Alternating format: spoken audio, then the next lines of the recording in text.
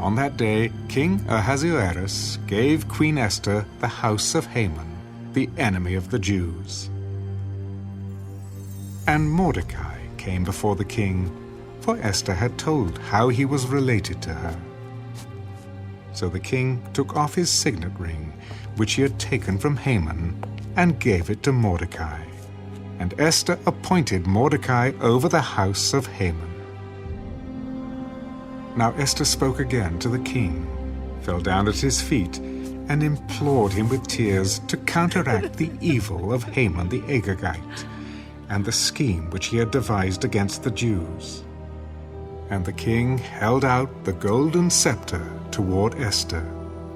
So Esther arose and stood before the king.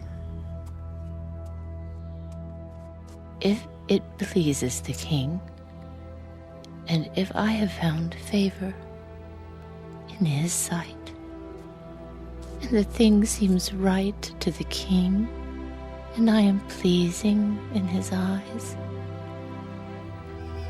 let it be written to revoke the letters devised by Haman, the son of Hammedatha the Agagite, which he wrote to annihilate the Jews who are in all the king's provinces.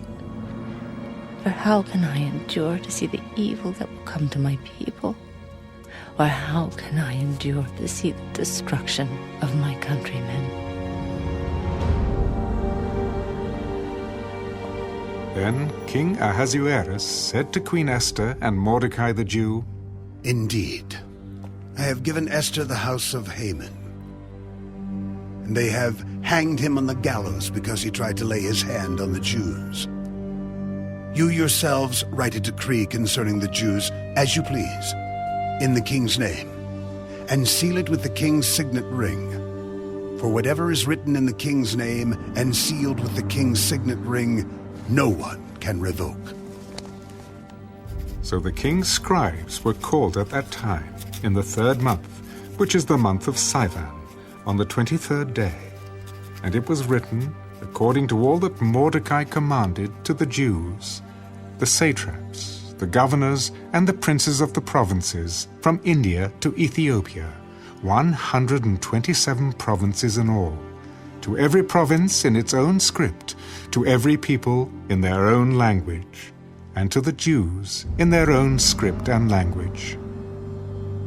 And he wrote in the name of King Ahasuerus, sealed it with the king's signet ring, and sent letters by couriers on horseback, riding on royal horses bred from swift steeds.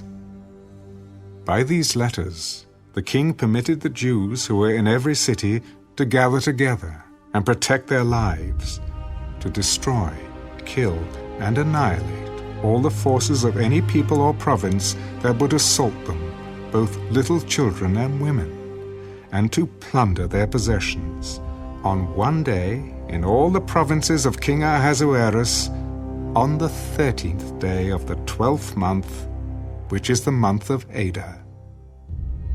A copy of the document was to be issued as a decree in every province and published for all people, so that the Jews would be ready on that day to avenge themselves on their enemies. Couriers who rode on royal horses went out, hastened and pressed on by the king's command, and the decree was issued in Shushan the citadel. So Mordecai went out from the presence of the king in royal apparel of blue and white, with a great crown of gold, and a garment of fine linen and purple.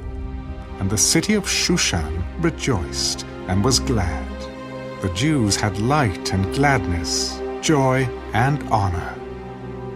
And in every province and city, wherever the king's command and decree came, the Jews had joy and gladness, a feast and a holiday. Then many of the people of the land became Jews, because fear of the Jews fell upon them.